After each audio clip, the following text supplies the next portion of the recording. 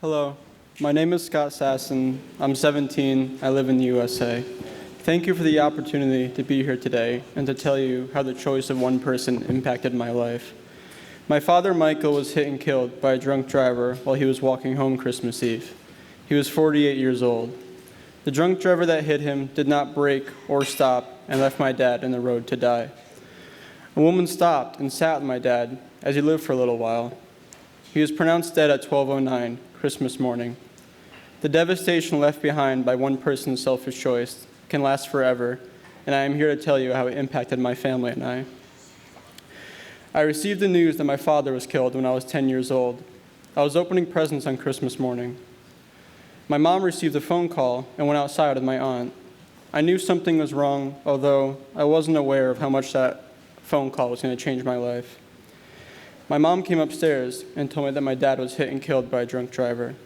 There was also evidence the driver was texting at the time that he hit my dad. Shouldn't he have stopped? This didn't make any sense to me. How could my dad be dead?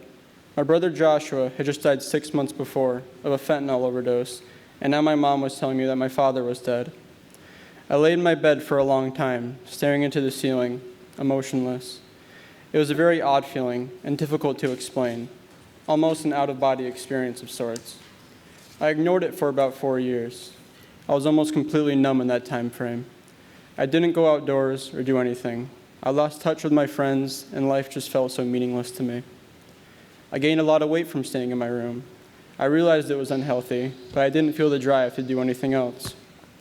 After 4 years, with the help of a pediatric trauma therapist, I eventually found my way out of that dark place and started to process my emotions. Even to this day, I am processing what happened, and I'm not sure if anytime soon I will understand how much this has affected me. My dad and I always had a really tight bond. We could always make each other smile. Oftentimes, we spent weekends at the beach fishing, crabbing, looking for sea glass, or just watching the sunset. My dad volunteered for IFA, the International Fund for Animal Welfare. I would often accompany him to save dolphins, whales, and seals. I've only been to the beach once or twice in the years since my dad's death. It just isn't the beach to me without him. Impaired driving is 100% avoidable. Experts in research studies will provide statistics of these incidents, but rarely do you hear the story behind each one of those numbers. Statistics won't tell you how people are affected, like how my family is forever changed and a piece is missing. It won't tell you about my mom, who cried every day and attempted suicide after my father was killed. The statistics won't tell you about all the memories that will never be. I know not what I've missed growing up without him, but I can definitely say it has made a large impact on how I've developed in life and how my character has been built.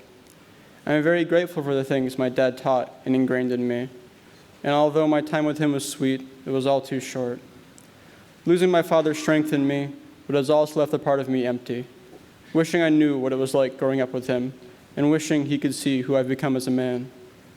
It's not only what the driver took from me, but it's what he took from my father and everyone who loved him. I have managed without him, but I wish I didn't have to. But one simple, selfish choice has cost me an entire world that I will never know. I often wonder if my dad saw the car approach him. Did he feel it hit him? Did he know he was going to die? Did he think of me? Did he feel any pain? Did he hear the woman's voice who was sitting with him in the road until he died? Did he see a white light, my brother Joshua, as he joined him in heaven? Due to this tragedy and the compassion for others my father has taught me, I have been able to connect with others in pain and help them through their journey. Some people just want to know they're not alone. I recently made a career decision to be a firefighter or paramedic. In this position, I'll be able to use what my father taught me. I would now like to share a poem I wrote just after my father died.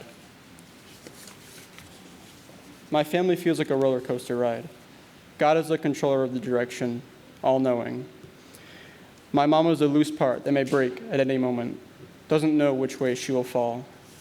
My aunt is a stable steel support, always strong and structured. My uncle is a car that will travel wherever life is fun, with the wind in his hair.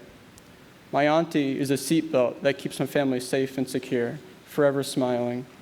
My dad is the empty seat that can and will never be filled. I am the passenger waiting to see which direction the car will take me next.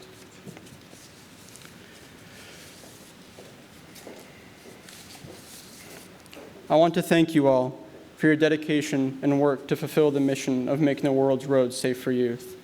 You are the ones who will make a difference, and I hope you will never give up on this mission. You are the heroes who will make sure no one has to feel the pain of losing someone they love to impaired driving. Thank you.